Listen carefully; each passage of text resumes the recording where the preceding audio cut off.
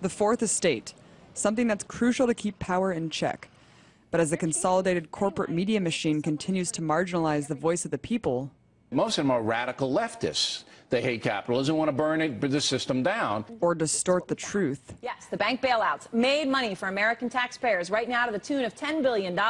Anticipated that it will be $20 billion. And I'm going to be addressing the Bilderberg scum. Citizen journalists and independent press outlets have picked up the slack. Instead of just complaining and begging them to cover important issues like the Bilderberg Group, citizen journalists just had enough, and they're like, well, if they're not going to do it, we're going to do it. Luke is the one-man band of independent media who has built a custom rig for live streaming and video recording. Was able to put together in order to provide the best coverage I could possibly do.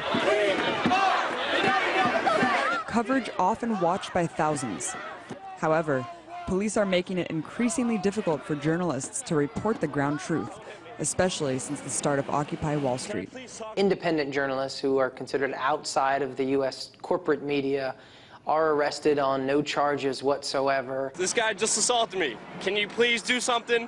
Officer, can you stop that man? They're singled out, they say, for providing raw and unfiltered video footage of police action.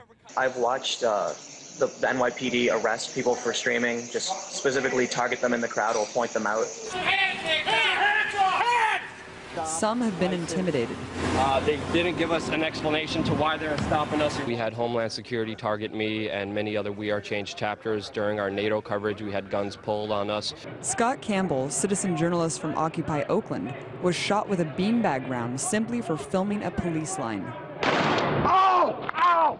Ow! It was done to send a message, and also possibly because I was out there with a camera filming them, and we all know that the police have a strong aversion to being filmed. So why the fear of citizens keeping a check on authority? Citizen journalists and independent journalists have at their disposal to be able to counter the spin put out by City Hall, put out by the police department, and put out by the mainstream and corporate media. The establishment is scrambling to stay relevant in a new media world, but they're fighting a losing battle. According to polls, the majority of Americans don't trust the mainstream media to provide them with accurate and unbiased reporting. Many see these networks as driven by corporate interests and dominated by their financial backers.